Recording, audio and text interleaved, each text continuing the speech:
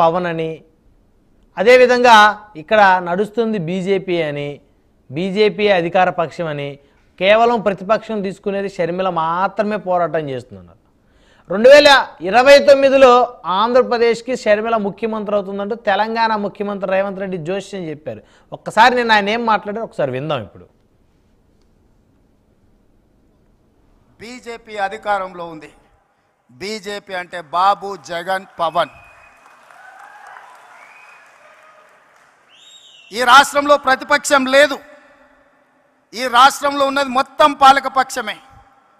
బాబు గారు మోడీ పక్షమే, జగన్ గారు మోడీ పక్షమే, పవన్ గారు మోడీ పక్షమే. మరి అంతా పాలక పక్షమైనప్పుడు ప్రతిపక్ష పాత్ర ప్రజా సమస్యల మీద మాట్లాడాలి, నిలదీయాలి, కొట్లాడాలి అని అంటే ఒక నాయకులు కావాలి. ఆ నాయకురాలే వైఎస్ షర్మిల. ఈ ఆంధ్రప్రదేశ్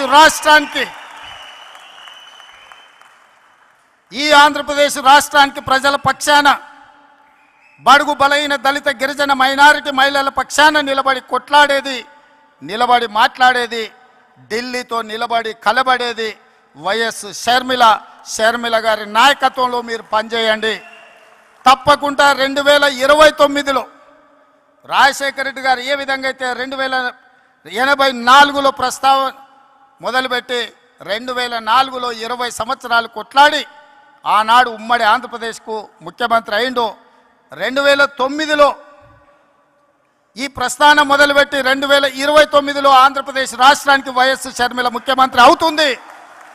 ఈనాడు ఆంధ్రప్రదేశ్లో ఉన్న పరిస్థితులు, ఇక్కడ జరుగుతున్న పరిణామాలను చూస్తుంటే 2009లో వైఎస్ఆర్ గారు ఎట్లయితే రెండోసారి అధికారంలోకి తీసుకొచ్చిండో, 99లో ప్రధాన ప్రతిపక్ష నాయకుడిగా వారు ఏ పాత్ర అయితే పోషించిండ్రో, 99లో ఆనాడు డాక్టర్ వైఎస్ రాజశేఖర రెడ్డి గారు ప్రధాన ప్రతిపక్ష నాయకుడిగా రాణించి సమస్యల మీద కొట్లాడి కాంగ్రెస్ 2004లో అధికారంలోకి రావడానికి పునాదులు వేసిండో, ఈరోజు ఈ వేదిక మీద నుంచి నేను స్పష్టంగా ఆంధ్రప్రదేశ్ ప్రజలకు ఒక మాట చెప్పదలుచుకున్నా. 99లో రాజశేఖర రెడ్డి గారు ప్రధాన ప్రతిపక్ష నాయకుడిగా పోషించిన పాత్ర ఈనాడు వైఎస్ షర్మిల మీ తరఫున నిలబడుతుంది, మీ తరఫున కొట్లాడుతుంది. ప్రజల గొంతుకై ప్రజా సమస్యల మీద మాట్లాడుతుంది. 99 రాజశేఖర రెడ్డి గారి స్ఫూర్తిని ఈనాడు షర్మిల కొనసాగిస్తుందని సంపూర్ణమైన విశ్వాసం నాకున్నది. 99లో వైఎస్ఆర్ను చూసిన చాలామంది పెద్దలు ఈ వేదిక మీద ఉన్నారు, ఉమ్మడి రాష్ట్రంలో ప్రజలు ఉన్నారు. 99లో వైఎస్ఆరే ఇవాళ వైఎస్ షర్మిల ప్రధాన ప్రతిపక్ష నాయకురాలుగా పనిచేస్తుందని చెప్పి నేను ఈ సందర్భంగా మీకు అందరు తెలియజేస్తాను. రైట్. సో మొత్తాన్ని చూస్తే 2029లో షర్మిల ఆంధ్రప్రదేశ్ రాష్ట్రానికి ముఖ్యమంత్రి అవుతుందో అనేటువంటి ఒక ఆశాభావాన్ని వ్యక్తం చేశారు.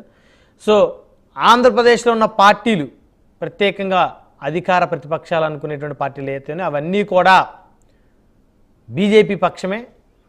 ప్రతిపక్షం ప్రజా సమస్యలను ప్రశ్నించేది, ప్రజా సమస్యల కోసం గొంతెత్తి పోరాటాలు చేసేది కేవలం వైఎస్ షర్మిల మాత్రమే అంటూ రేవంత్ రెడ్డి చెప్పారు. అదేవిధంగా దాంతోపాటు ఆయన నిన్న ఇంకొన్ని వ్యాఖ్యలు కూడా చేశారు. కడప పార్లమెంటుకి ఉప ఎన్నికలు వస్తాయి అనేటువంటివి నేను వింటూ ఉన్నాను, అదే కనుక జరిగితే గ్రామాన నేను వచ్చి ప్రచారం చేస్తాను.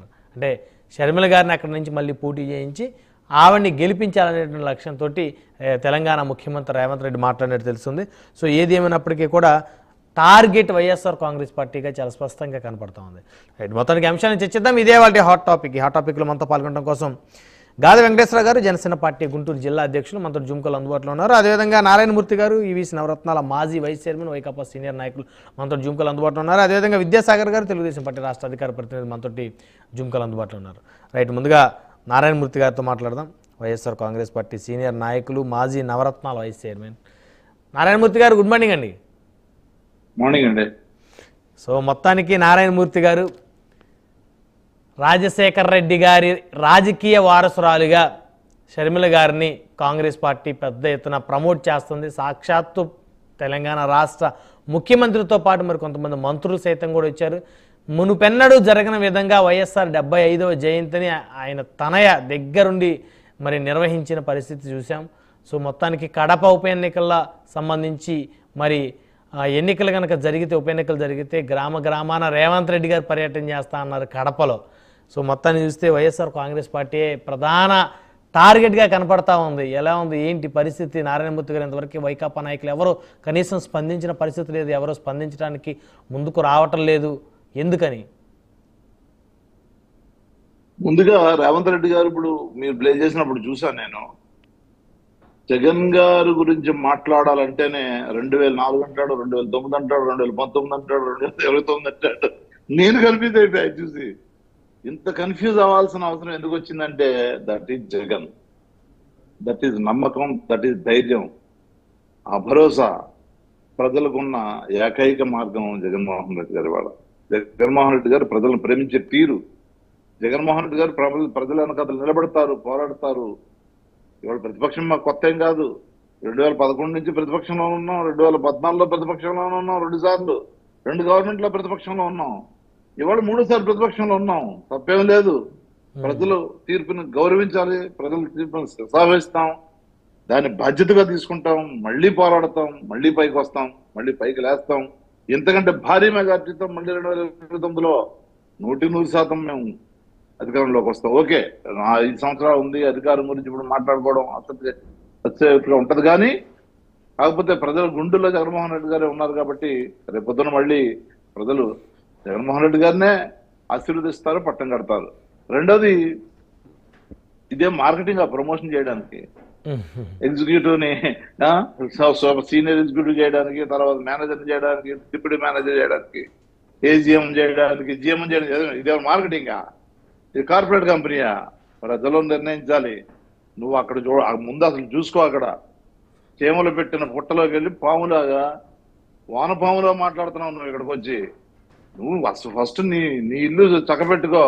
నువ్వు ఇచ్చిన హామీలు ఏవి అని చేసి ప్రజలంతా అడుగుతున్నారు అక్కడ తెలంగాణలో. ఇక్కడికి వచ్చి నేను ఊరూరా తిరుగుతాను, అది చేస్తా, ఇది చేస్తా, ఆయన పేరు చెప్పేటప్పటికి కన్ఫ్యూజ్ అయిన పరిస్థితులు కనపడతా ఉన్నాయి. ఇవాళ మాట్లాడడానికి ఏ ఇరు గురించి మాట్లాడుతున్నా అర్థం కాకుండా తడబడుతూ మాట్లాడాడు. రేవంత్ రెడ్డి ఓ ఫ్లోలో మాట్లాడతాడని కాస్త ఇది ఉంది. అందుకనే ఆయనకి అక్కడ పిసిసి అధ్యక్షుడిగా ఇవ్వడం కానివ్వండి, తర్వాత ముఖ్యమంత్రిగా చేయడం కానివ్వండి, గౌరవిద్దాం మనం. అక్కడ కూడా ప్రజలు ఆశీర్వదించారు, ప్రజల తీర్పును గౌరవించాలి, మనం కూడా గౌరవించాలి. అది ఏ ప్రజలైనా, ఆంధ్ర ప్రజల ఇప్పుడు భౌతికంగా మనం విడిపోవచ్చేమో కానీ మానసికంగా ఆంధ్ర తెలంగాణ ఏం లేవు, అంతా ఒకటే. అదే భాష, అదే నీళ్లు, అదే గోదావరి అక్కడి నుంచి, అదే కృష్ణ అక్కడి నుంచి పారుతుంది. ఆ నీళ్లు అళ్ళు తాగుతున్నాం, మనం తాగుతున్నాం, దాంట్లో తప్పేం లేదు. అదే ఫుడ్ తింటాం, మనం అదే బిర్యానీ తింటాం, వాళ్ళు అదే బిర్యానీ తింటారు. నేనేమంటానంటే ఇంత అత్యుత్సాహం ప్రదర్శించాల్సిన అవసరం లేదు. ఆ ప్రదర్శనకి కారణం ఏంటంటే మీరు పుట్టి మునిగిపోతుందనేటటువంటి భయంతో మీరు చేస్తున్న అత్యుత్సాహంగానే భావించాలి. లేదంటే ఇక్కడికి వచ్చి మీరు ప్రగల్భాలు పలికి ఏదేదో మాట్లాడి, నిజానికి నిన్న మాట్లాడాల్సింది ఏంటి? ప్రతి ఊళ్ళో ఆ విగ్రహాల మీద జరుగుతున్న దాడుల మీద మాట్లాడాలి. ఆయన భర్తనేరాజు ఆయన క్షోభకు గురి చేస్తా ఉన్నారు, విగ్రహాలను ఇష్టం వచ్చినట్టుగా పగలగొడతా ఉన్నారు, తగలబెడతా ఉన్నారు, ఎరగొడతా ఉన్నారు. వాటి గురించి మాట్లాడాలి. అది వదిలేసి నేను అల్లి అది చేస్తాను, ఇది చేస్తాను, 24 గురించి, 4 గురించి, 9 గురించి, 19 గురించి, 14 గురించి ఇవన్నీ మాట్లాడుకుంటూ వచ్చారు. అసలు విషయం వదిలి మర్చిపోయారే. దీన్ని ప్రజలు హర్షిస్తారా? ప్రజలు చూస్తూ మిమ్మల్ని గౌరవిస్తారా, అభిమానిస్తారా, ఆదరిస్తారా? ఈ విధంగా మాట్లాడితే చేదరించుకుంటారు. మీరు ఏమాత్రం మీకు చిత్తశుద్ధి ఉన్నా, ఏమాత్రం అభిమానం ఉన్నా, ఏమాత్రం గౌరవం ఉన్నా రాజశేఖర గారి మీద 108 తీసుకొచ్చింది ఆయన, ఆరోగ్యశ్రీని తీసుకొచ్చింది ఆయన, ఉచిత విద్యుత్తు పేదవాడికి ఏదో పేద రైతుకి ఇచ్చింది ఆయన. ఇవాళ ప్రతి వాళ్ళు ఇవాళ 2004 నుంచి ఇప్పటి వరకు చూసుకుంటూ కొన్ని లక్షలాది మంది విదేశాలకు వెళ్ళి ఉచిత ఏదైతే ఫీజు రీంబర్స్మెంట్ ఉందో ఆ ఫీజు రీంబర్స్మెంట్ ద్వారా చదువుకున్న వాళ్ళందరూ కూడా ఇవాళ పెద్ద పెద్ద కంపెనీలు పెట్టుకొని సాఫ్ట్వేర్ ఇంజనీర్ ఇవాళ బ్రహ్మాండమైన పొజిషన్ లో ఉన్నారు. దేశానికి గర్వంగా ఉన్నవాళ్ళు కూడా ఉన్నారు, అందులో రాష్ట్రానికి గర్వంగా ఉన్నవాళ్ళు ఉన్నారు, తెలుగు జాతి గర్వంగా ఉన్నవాళ్ళు ఉన్నారు, గర్వపడేలా తలెత్తుకునేలా చేసిన వాళ్ళు ఉన్నారు. వాళ్ళ గురించి మాట్లాడాలి మీరు. వాటి గురించి మాట్లాడడం మానేసి మీరు విగ్రహాలు ఎంత గొప్ప పనులు చేసిన జగన్మోహన్ రెడ్డి గారు రాజశేఖర రెడ్డి గురించి మాట్లాడడం మానేసి ఇవాళ పోలవరం ప్రాజెక్టుకి 10-12 అనుమతులు ఏవైతే ఉన్నాయో పర్యావరణం కానివ్వండి, అటవీ రక్షణ కానివ్వండి, ఎదురు రాష్ట్రాల నుంచి అభ్యంతరాలు కానివ్వండి, ఒరిస్సా, ఛత్తీస్గఢ్ లాంటి రాష్ట్రాల నుంచి అవన్నీ తీసుకొచ్చింది జగన్ వైఎస్ రాజశేఖర రెడ్డి గారు. ఆ తర్వాతే పోలవరం ప్రాజెక్ట్ స్టార్ట్ అయింది.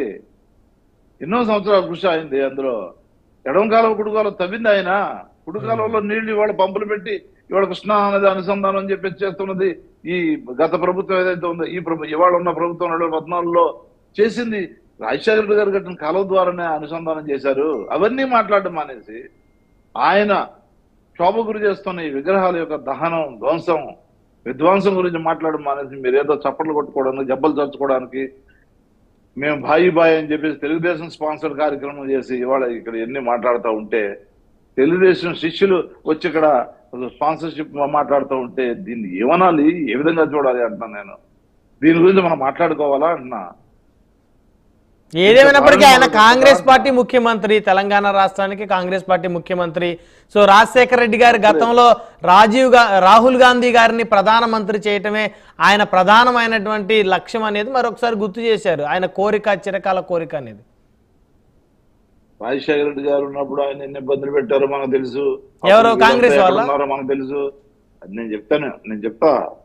నాయుడు గారు, రమణాయుడు గారు రాజశేఖర రెడ్డి గారిని లోపల బయట ఎన్ని ఇబ్బందులు పెట్టారో తెలుసు. బయట నుంచి ఎన్ని ఆటంకాలు సృష్టించారో తెలుసు. ఏ విధంగా ఆయన నిరోధించడానికి చూశారో తెలుసు. తర్వాత ఆయన గురించి ఏ విధంగా మాట్లాడారో కూడా తెలుసు. అవన్నీ చెప్పుకోవడం మంచిది కాదు. ఇప్పుడు అంత అవసరమూ లేదు. మన మధ్య లేరు ఆయన. ఎలాగూ ఇవాళ వీళ్ళందరూ శుద్ధపూసల్లా మారిపోయాము, శుద్ధపూసల్లా మాట్లాడుతూ ఉంటే ఎవరు వింటారు? ఆ మాటలు మర్చిపోతారు అనుకుంటున్నారా? మనం మర్చిపోయినా సోషల్ మీడియా మర్చిపోతుందా? వాళ్ళు పెడతానే ఉన్నారు కదా, గుర్తు చేస్తానే ఉన్నారు కదా. మీకు వీడియో పంపించమంటారా నన్ను? వద్దు. కానీ ఒక్క విషయం నారాయణమూర్తి గారు, మనము వాస్తవాలను అంగీకరించాలి కదా, వాస్తవాలను అంగీకరించాలి. 2004లో సోనియా గాంధీ గారు అవకాశం ఇవ్వటం వల్లే కదా రాజశేఖర రెడ్డి గారు ముఖ్యమంత్రి అయ్యారు. లేకపోతే సోనియా గాంధీ గారు అవకాశం పి జనార్దన్ రెడ్డి గారికి ఇచ్చి ఉండొచ్చు కదా, లేకపోతే ఇంకెవరికైనా ఇచ్చి ఉండొచ్చు కదా, తప్పనిసరిగా డి శ్రీనివాస్ గారికి ఇచ్చి ఉండొచ్చు కదా. నేను వ్యతిరేకించను. పార్టీని తల్లిగా భావించాడు ఆయన. ఏదైనా రాజశేఖర రెడ్డి గారు అని చెప్పి చెప్తా ఉంటే ఆయన ఎప్పుడు కూడా రాజశేఖర రెడ్డి గారి పేరు కాదు ఇది, నా పేరు చెప్పొద్దు ఎవరును. కాంగ్రెస్ పార్టీ పేరు చెప్పండి. కాంగ్రెస్ పార్టీ చేస్తున్న పనులన్నీ చెప్పండి. ఇవాళ రాజీవ్ 108 అని చెప్పేసి ఏ పేరు పెట్టారు? ఆరోగ్యశ్రీకి ఏ పేరు పెట్టారు? ఆ రోజు ఆయన చేసినా కూడా ఆలోచన ఆయన అయినా సరే ఆయన రాజీవ్ గాంధీ పేరు పెట్టారు. దానికి ఎందుకు పెట్టారు? ఆయన పార్టీని ప్రేమిస్తారు. నేను ఎలా అయితే నా పార్టీని నేను ప్రేమిస్తానో ఆయన అలాగే పార్టీని ప్రేమించారు. పార్టీ ఏం ప్రధానంగా చూస్తారు ఆయన, మిగతా అన్ని సెకండరీ. మిగతా దేన్ని అసలు ఫ్యామిలీని కూడా అంత ప్రేమించారు ఆయన. పార్టీనే ముఖ్యంగా, పార్టీనే ప్రధానం, పార్టీని ముందు ప్రేమిస్తారు ఆయన. పార్టీ పేరుతో నేను పైకి వచ్చాను అంటాడు ఆయన. ఎన్ని గొడవలైనా లోపల ఉండొచ్చు, లోపల ఎంతమంది అయినా ఆయన ఇబ్బంది పెట్టి ఉండొచ్చు. పార్టీలో చాలా మంది ఆయన ముఖ్యమంత్రి కాకుండా అడుగుని ఉండొచ్చు ఆ రోజుల్లో పార్టీలో ఉన్న వాళ్ళే. కానీ పార్టీకే ముందు ప్రయారిటీ ఇస్తాడు. పార్టీ అధినేతలనే ఆయన ఆ రోజు ప్రేమించారు. రాహుల్ గాంధీ ప్రధానమంత్రి కావాలని ఆయన కోరుకున్నాడు. అది నేను ఎవరు కాదనేది కాదే. సో ఆయన కోరిక షర్మిల గారి ద్వారా నెరవేరుతుందని అనుకోవచ్చా? ఎందుకంటే ఆంధ్రప్రదేశ్లో కాంగ్రెస్ పార్టీని ఆవిడ బలోపేతం చేసి తద్వారా కేంద్రంలో రాహుల్ గాంధీ గారికి మెజార్టీ వచ్చే విధంగా చేసే అవకాశం ఉందని అనుకోవచ్చా సార్? ఎవరి ఇష్టాలు వాళ్ళకు ఉంటాయి. కానీ ఆంధ్రప్రదేశ్ లో జగన్మోహన్ రెడ్డి గారు ఉన్నంత కాలం ఆంధ్రప్రదేశ్ ప్రజలను ఎవరు మోసం చేయలేరు. ఆంధ్రప్రదేశ్ మోసం చేసిన ఆ పార్టీ మళ్ళీ ఆంధ్రప్రదేశ్ లో అడుగుపెట్టి ముందుకెళ్లే కార్యక్రమం కూడా జరగదు. ఏం జరిగింది? అనేక కుట్రలు కుతంత్రాలతో పోటీ చేశారు కదా 2024లో. ఏం జరిగింది? వైసీపీ 11 స్థానాలకు పరిమితం అయిపోయింది. ఒక్క సీటు కూడా నగలేకపోయింది కాంగ్రెస్. కుట్రలు కుతంత్రాలు, తప్పుడు హామీలు, అరవగాని హామీలన్నీ పెట్టి మోసం ప్రజలను మరొకసారి వాళ్ళు మభ్యపెట్టే కార్యక్రమం చేశారు తప్ప అంతకంటే ఏమీ జరగల. 40% ఓటు బ్యాంక్ అలాగే ఉంది. మళ్ళీ వస్తాను నారాయణమూర్తి గారు. హీరో అంటే జగన్మోహన్ రెడ్డి గారే హీరో. సింగిల్ గా పోటీ చేసి ఒక సీట్ నెగ్గమన్నాడు గొప్ప. ముగ్గురు పోటీ చేసి ఇన్ని సీట్లు నెగ్గినా అది వేరే విషయం. దాని విలువ ఎవరు? సింగిల్ గా పోటీ చేసి ఏ పక్క పాట అయినా 175 సీట్లు పోటీ చేసి నెగ్గమనండి. నేను